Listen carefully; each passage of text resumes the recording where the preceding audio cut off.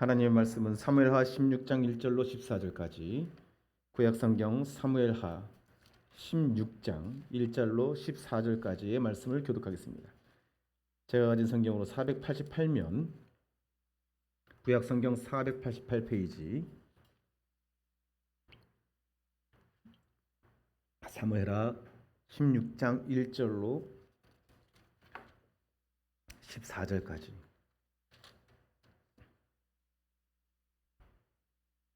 교독합니다. 다윗이 마루턱을 조금 지나니 무비보셋의 종 시바가 안장 지운 두 나귀에 떡 200개와 건포도 100송이와 여름과일 100개와 포도주 한 가죽 부대를 싣고 다윗을 맞는지라.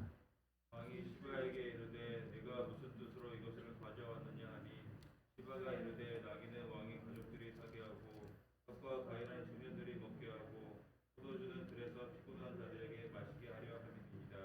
왕이 이르되 내 주인의 아들이 어디 있느냐 하니 시바가 왕께 아뢰되 예루살렘에 있는데 그가 말하기를 이스라엘 족속이 오늘 내 아버지의 나라를 내게 돌리라 하나이다 하는지라.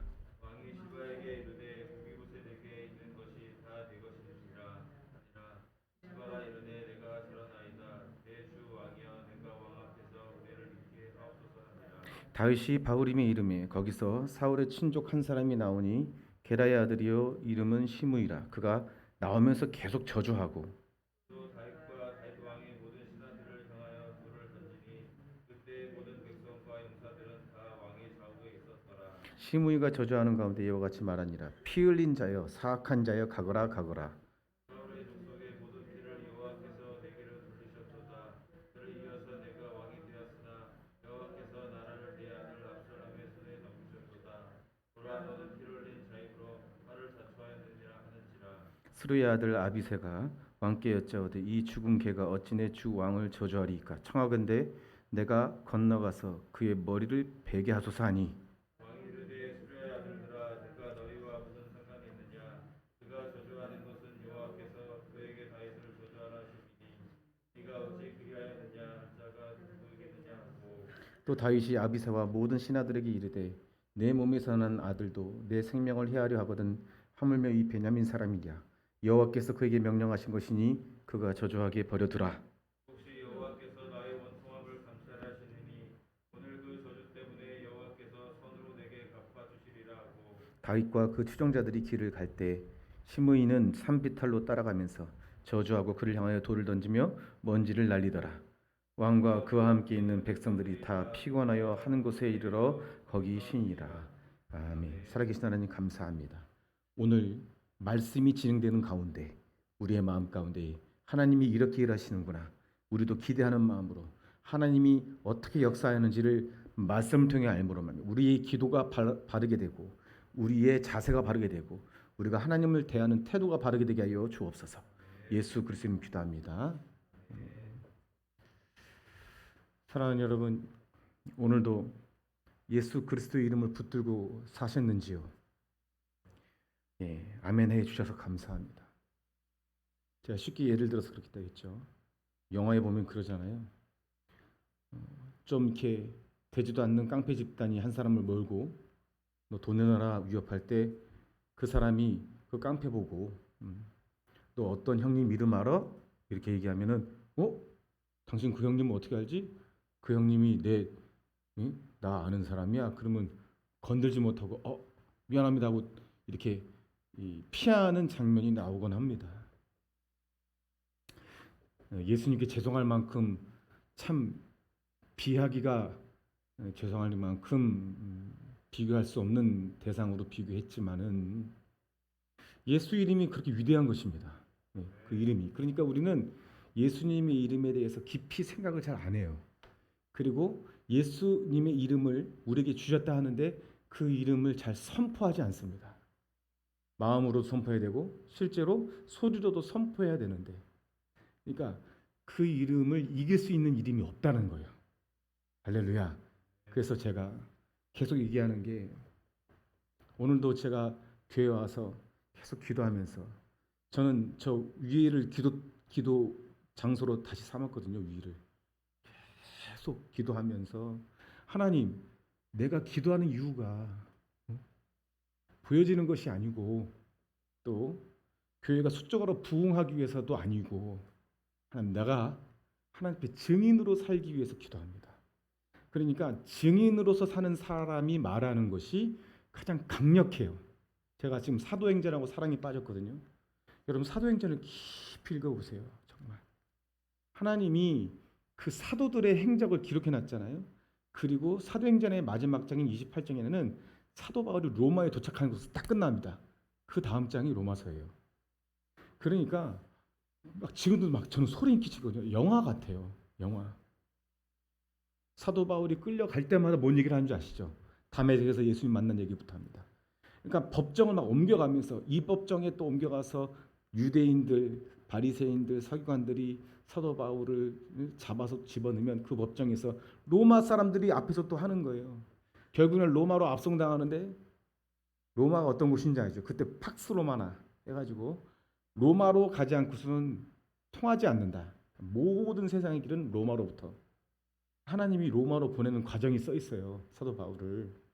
그 과정 가운데 사도 바울이 돌에 쳐 맞아서도 죽은 줄 알고 성 밖으로 내버리면 투수 털고 일어나서 또 복음 전하고. 근데 그가 말하는 그 모든 것들이 정말 생생하게 사도행전하고 이렇게 떠올라요. 진짜 계속 제가 한 3-4번 계속 읽거든요. 신약 성경 중에 사도행전이 제일 길 거예요. 장수로는 마태복음과 똑같지만은 그 내용이 되게 길어요. 한 장마다 긴 내용이 사도행전에 등장합니다. 그러니까 그 내용 가운데 아주 살아있어요. 살아있어요. 희한한 것은요, 우리가 책을 한 권 사서 인간의 생각과 인간의 지식으로 그리고 역사책이나 이런 것을 사서 보면 한두 번 보면 다 똑같거든요. 그 형태도 똑같고 장르라는 게 있기 때문에. 여러분 성경은 그렇지가 않아요. 저도 이게 증인이 되었습니다.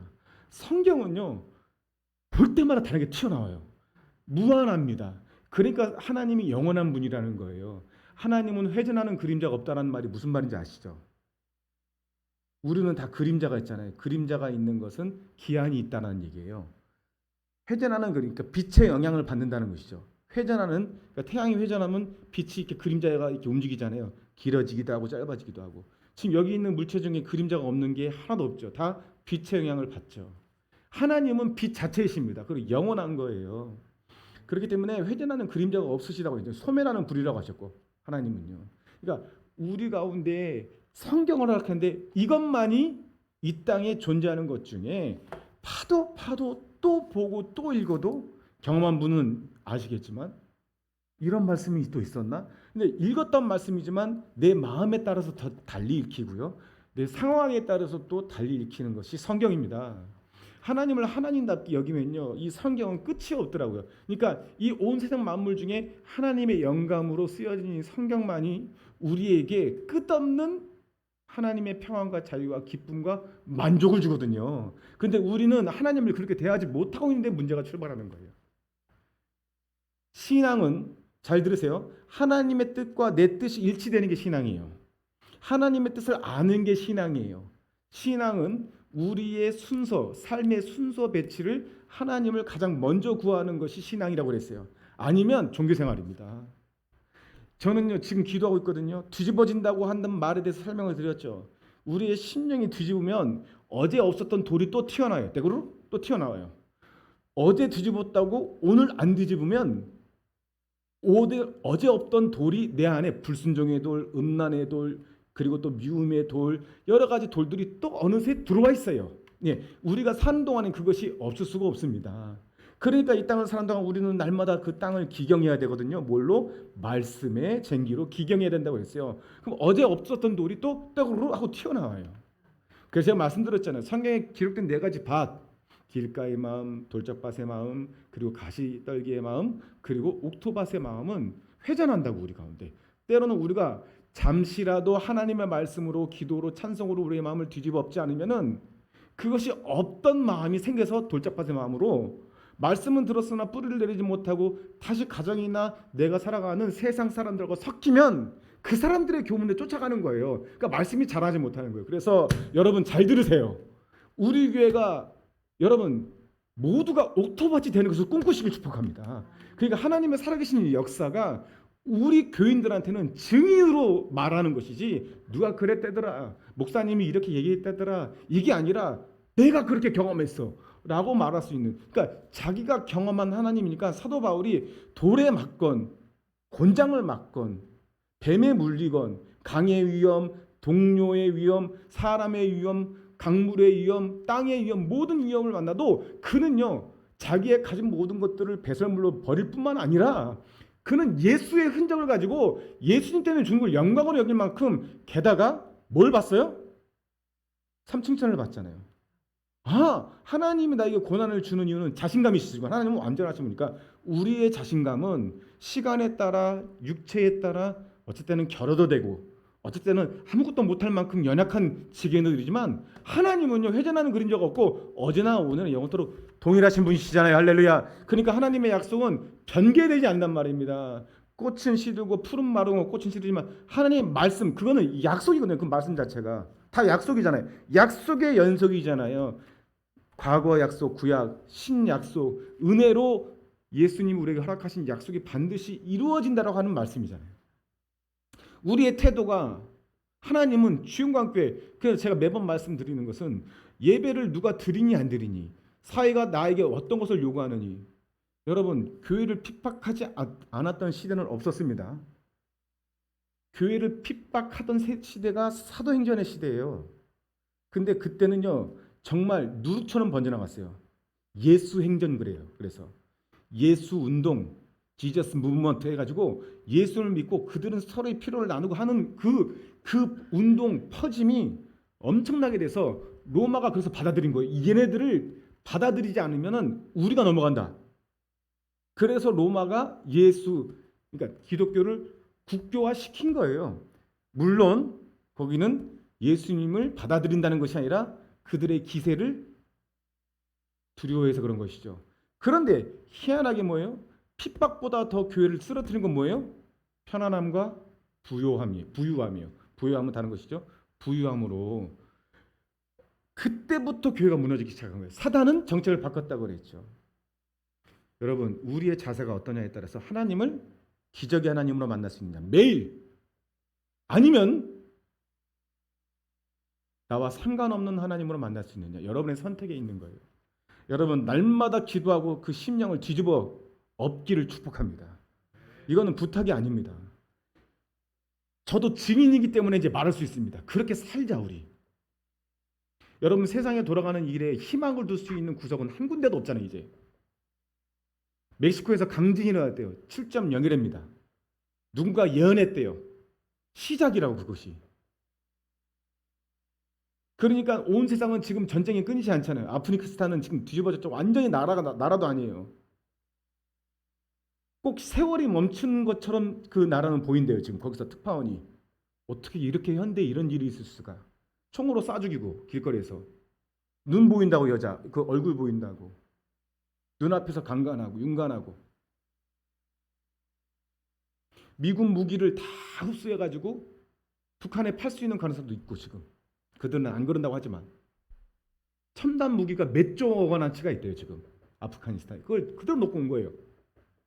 전쟁이 준비되고 있는 것입니다. 전체적으로, 세계적으로. 이런 시대에 만나서 우리의 태도가 어떤지를 점검하라는 거예요. 지금 여러분 겁주려고 하는 것이 아니라, 우리가 선택받은 처녀, 교회는 맞지만 조는 5명의 처녀가 아니라 깨어있는 15명의 준비하는 처녀가 돼야 될 거 아니에요. 그죠? 성경이 말하는 대로 우리의 예배, 그리고 이 강단에서 선포된 말씀이 내가 목사로서 선포하기 전에 사도행전에 나온 사도 바울처럼 증인이 되어서 직접 보고 직접 경험하고 직접 기도하고 하나님의 음성을 듣고 이 자리에 서서 증인으로 선포하기를 소망하는 것만큼 여러분도 물러서지 마시길 축복합니다. 이런 말이 있어요. 목사가 한 걸음 물러서면 성도들은 100걸음 물러선대요. 우리 물러서지 말자는 거예요.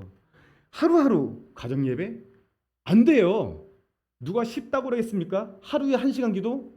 안 됩니다. 절대로 제일 되지 않아요. 우리 체질인 죄 짓는 체질이에요.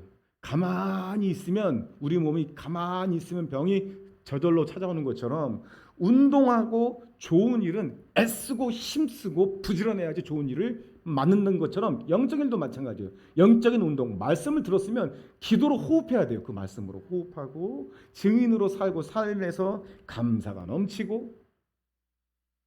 가정 예배 때 우리 혜린이의 감사가 점점 풍요로워져요. 지금 고3이잖아요, 여러분.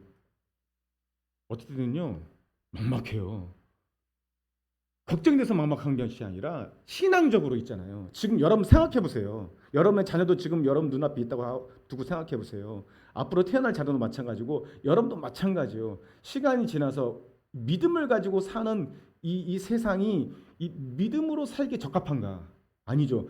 정말 결단하고 주님 앞에 하나님을 붙들겠다고 하지 않으면요 누구도 장담 못합니다. 하나님을 어떻게 대하는지 태도를 확실하고 지금 우리 교회 계속 묻고 계셔요. 그러나 내가 그렇게 하지 않고 했기 때문에 하나님이 나를 깨닫게 했고, 너는 유대인처럼 율법을 지킨다고 말하면서 너는 도둑질하느냐, 너는 음란하느냐, 너는 남의 것을 탐하느냐, 이런 책망처럼 나에게 너는 가르치면서 네가 가르치는 것을 하지 않느냐. 우리가 예배가 연속이 되어야 된다 하면서 우리 교회 사실 가정예배 안 드렸거든요. 옛날에 드렸어요. 그런데 흐지부지 돼요. 가정의 주인이 하나님이 아닌 거예요. 가정은 내가 그냥 무제한 해제하고 쉬는 곳이 되는데 쉬어지지가 않아요. 하나님이 계신 곳이 쉬는 곳입니다. 할렐루야. 예수님 말씀은 수고하고 무거운 짐진 자들아 다 내게로 와라. 내가 너희를 쉬게 하리라. 마음을 쉬게 한다고 그랬어요. 여러분 운동을 열심히 해도 마음이 쉬면 개운하잖아요. 운동을 하려고 해도 마음이 어려우면 운동할 생각도 안 들잖아요. 산의 진미가 앞에 있어도 마음이 불편하면 그것이 무슨 의미입니까? 모래가 씹는 거예요. 그런 것처럼 여러분 다시 한번 말합니다. 서두가 길지만 우리가 드리는 예배에 하나님이 주시는 이유가 없으면 이 예배가 얼마간 지속될까요? 내가 왔다 갔다 한단 말입니다. 내 기분에 따라서, 내 자아가 말하는, 육체가 말하는 거에 따라서. 여러분 결단해야 돼요. 지금 여러분들이 증인으로 사시길 축복합니다. 오늘 정말 간단히 주님한테 말씀드리면요, 다윗이 마루턱에 간다고 했어요. 광야 마루턱. 거기서 머문 다음에 16장 1절에 보면은 이렇게 시작하죠. 마루턱을 조금 지나니, 이렇게 돼 있어요. 마루턱이 야곱의 야복 나루토로 나온다고 했죠. 그러니까 기도의 장소로 보면 돼요. 지금은 우리가 어떤 일을 만났을 때의 그 어려움 가운데 주님을 찾는 것도 우리가 기도이지만, 우리 자신을 날마다 주님의 말씀에 조명하고 하나님의 음성이 내가 내 음성보다 더 크게 들릴 만큼 기도의 시간이 충분하고, 내가 원하는 건 내려놓고 하나님이 뭘 원하는지를, 하나님의 뜻이 내 마음에 맞든지 안 맞든지 그 뜻이 분명해지기를 위해서 기도하는 그 기도, 그 장소가 우리에겐 필요하다겠죠. 그래서 장소적인 의미로 보지 말고, 예를 들면 화장실 가서라도 기도할 수 있잖아요. 회사에서 10분간 계속 가면서, 그리고 따로 가서 어떤 핑계도 없어요. 하나님은 어디에나 계신다고 했으니까 집에 와서는 텔레비전을 끄고 방에 들어가서 기도하는 거예요. 그러다 보면요 그게 습관이 돼요. 그러면 그 시간 때문에 사라지게 돼요. 내가 이해가 안 되죠. 이해되실 거예요. 여러분들은 죄송합니다. 여러분들 무시해서 하는 말이 아닙니다. 그 기도 시간을 절대 안 놓치려고 사라지게 돼요. 그게 첫 번째가 돼가지게 돼요. 왜냐하면요 그 시간은요 정말 행복해져요. 그게 이상한 거예요. 그래서 하나님과 나누는 데는 알 사람이 없다잖아요. 알 사람이 없도다. 그런데 오늘 말씀에는 기도한 이후에 일어나는 현상에서 말하는 거예요. 첫 번째 유혹입니다. 기도의 자리를 뺏기 위해서. 그것이 뭐냐면 무비보셋의 종 이름 시바가 찾아왔어요. 그러니까 이건 사울에게 속한 사람이었어요. 이 종은. 그런데 두 나귀에다가 음식을 잔뜩 싣고 와요. 떡 200개와 건포도 100송이와 여름가을 100개와 포도주. 정말 지쳐있는 그들에게 정말 오아시스 같은 음식을 들고 온 거예요. 근데 이 무브벳의 종 시바의 목적이 있습니다. 계속 들어보면 2절에 네가 무슨 뜻으로 이것을 가져왔느냐. 그러니까 대답하죠. 이 나귀는 왕의 가족들이 타게 하고 떡과 과일은 청년들이 먹게 하고 포도주는 들에서 피곤한 자들에게 마시게 하렵니다. 그래서 그러니까 이 목적이 있을 거 아니냐. 다윗이 물어봅니다. 3절에 왕이 이르되 내 주인의 아들이 어디 있느냐. 이것은 무비보셋을 얘기하는. 무비보셋은 아시죠? 사울의 가족 중에 두 다리를 저는 아들. 그래서 다윗 상에 같이 먹게 한 아들입니다. 사울의 아들인 요나단도 죽고 다윗의 절친인 요나단도 죽고, 그래서 은혜와 긍휼을 입은 아들이 사울의 아들 중에 무비보셋 한 명이 남은 거예요. 그걸 궁에 들였어요, 다윗이. 그 아들이 어딨냐 했더니 이 시바라는 종이 왕께 아래 내깁니다. 예루살렘에 있는데 무비보셋의 말하기를 3절에 이스라엘 족속이 오늘 내 아버지의 나라를 내게 돌리라 하나이다 하는 자리. 이게 무슨 말이냐면 무비보셋이 다윗이 광야로 나가는 동안 얘도 무비보셋도 왕권을 찬탈하기 위해서 계략을 꾸미고 있습니다라고 이 시바라는 종이 말을 하는 거예요. 이름처럼 하는 짓도 좀 그렇죠, 여러분들. 난 참 당황스러워요. 웃지 마, 혜린이. 꼭 이런 이름 나올 때마다 쟤는 막 지 혼자 끄덕대요. 욕 같아가지고. 어떻게 해요 이거를? 자 보세요. 그런데 왕이 다윗이 이 말에 넘어가요. 무비보셋은 그런 계획을 한 적이 없습니다. 나중에 알게 돼요. 그리고 굉장히 후회. 그래서 뭐라고 하냐면 4절에 왕이 시바에게 이르되 무비보셋에게 있는 것이 다 될 것이다. 무비보셋에게 다윗이 땅도 주고 사울이 가지고 있던 땅도 주고 그에게 재산도 다 줬거든요.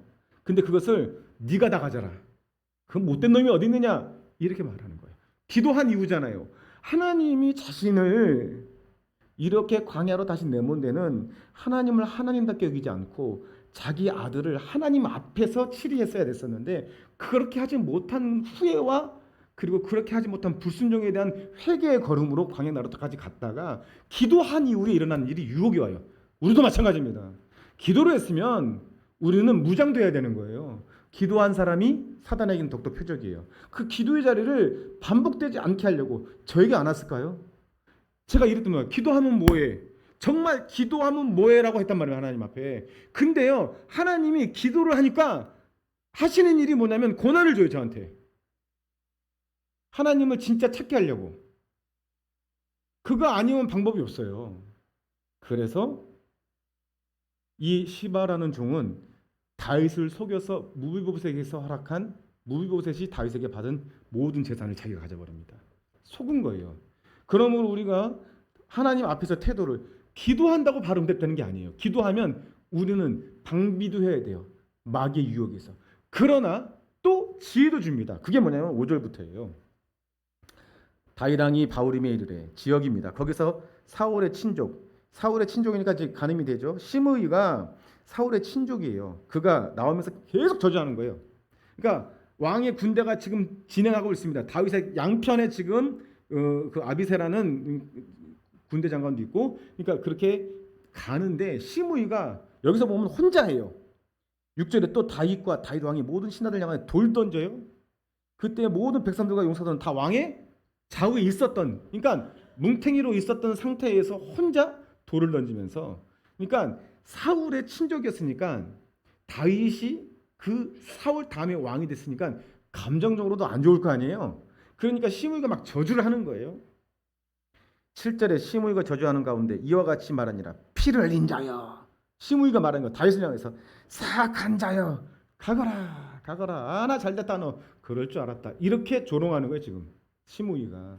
다윗이 다 들리고 있는 거예요.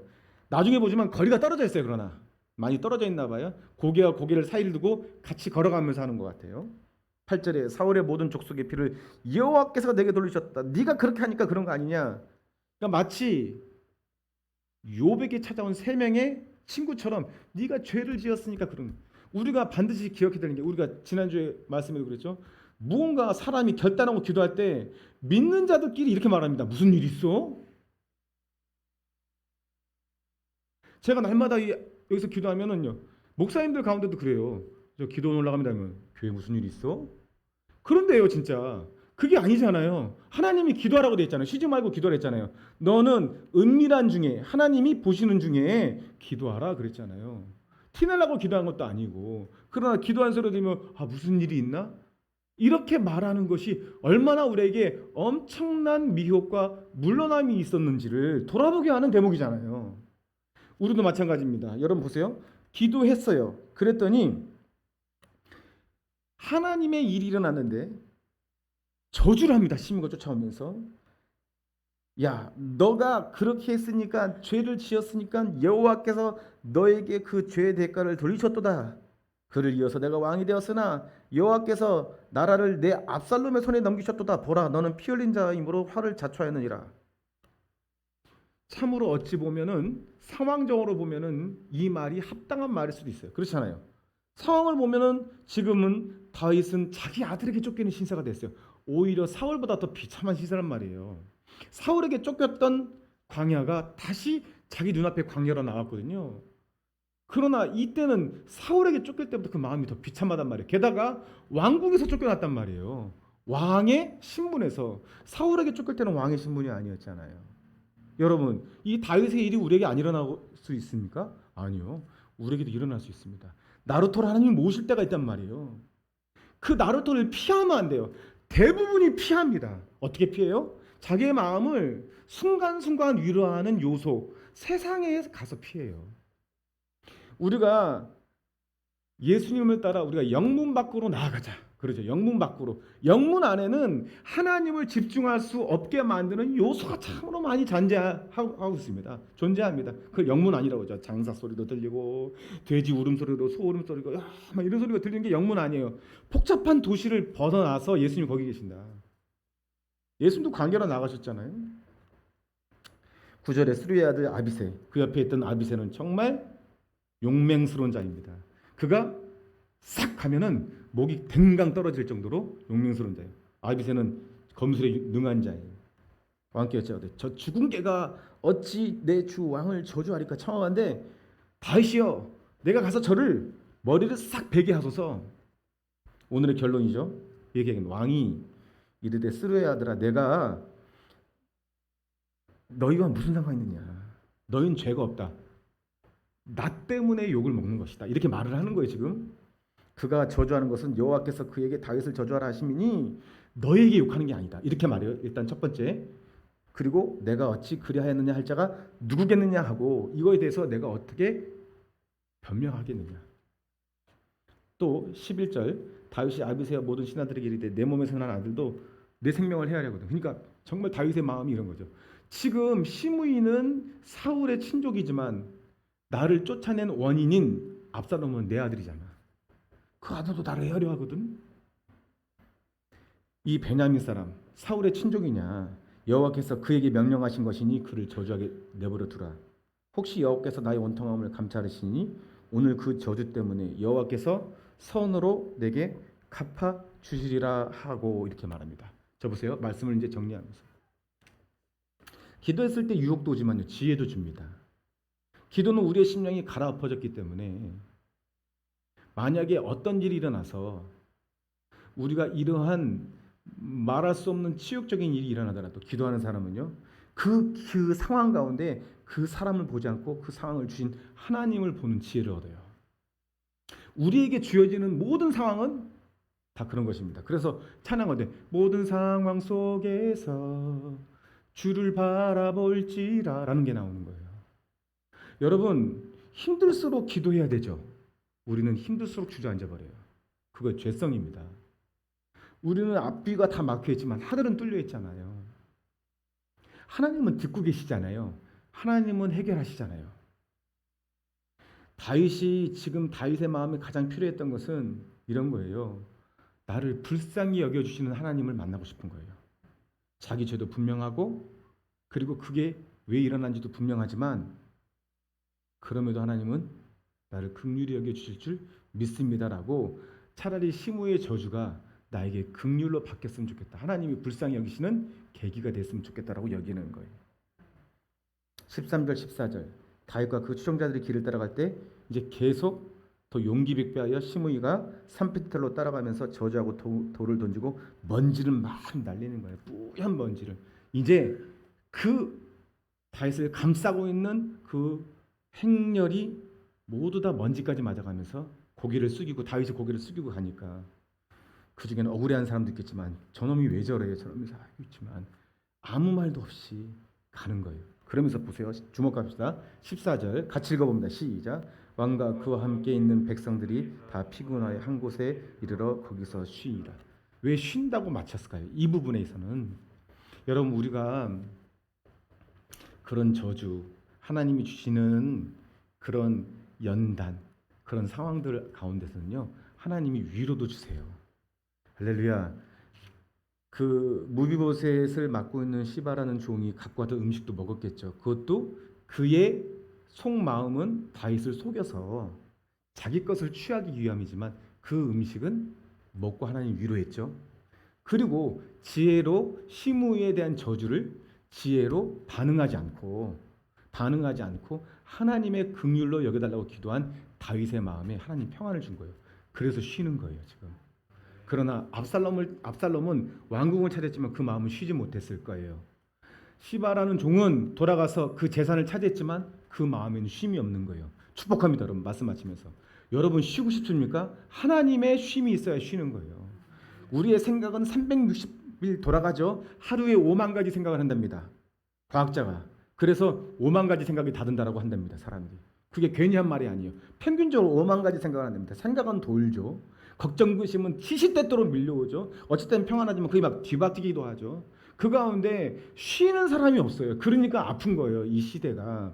그러나 여러분들은요, 기도하고 마음을 뒤집어 엎고 하나님이 주시는 평안을 누리기를 축복합니다. 그럴 수 있단 말이에요. 그러니까 기도하는 시간이 기대가 되죠. 나머지 시간, 여러분, 우리가 젊은 사람은 게임 한 시간 하는 거 유도 아니잖아요. 그거는요. 일도 아니잖아요. 키고 몇 번 하면 1시간 부쩍하잖아요. 지금은 게임 안 하시겠지만, 응? 우리 호영제도 나도 옛날에는 게임 같은 거 했거든요. 게임 하면은 시간 빨리 가잖아요. 잘 생각해 보세요. 하루에 1시간이나 2시간 하나님께 기도하는 게 아깝지가 않아요. 우리는 그것을 아예 제처럼 가는데 해보세요. 점점 해보세요. 그러면 그 기도 시간에 찬양을 섞어가면서 찬양도 불렀다가 기도하면 하나님이 딱 잡아줘요. 한순간에 기도를 탁 잡아줘요. 그리고 그 기도가 힘들지 않고 하나님이 말하게 하는 기도, 성령이 우리는 말할 수 없는 탄식으로 친히 간구하는 기도를 하게 됩니다. 그리고 쉼이 와요. 그것까지 오늘 말씀 마친 거예요. 그들이 하나님이 주시는 음식을 먹고 하나님이 주시는 마음으로 쉬었다. 우리도 이러한 태도로 기도하자. 기도했을 때 유혹과 지혜가 같이 오지만 유혹에는 넘어가지 않고 지혜로 이기는 자가 되게 해달라고 오늘 기도하셔서 하나님 주는 평안 가운데 놀라운 쉼이 있기를 간절히 축원드립니다. 기도하겠습니다. 살아계신 하나님 감사합니다. 오늘도 주의 말씀을 듣고 하나님의 쉼이 있는 우리의 마음에 평안이 있는 우리 모두가 되게 하여 주시옵소서. 예수 그리스도 이름으로 기도합니다. 아멘.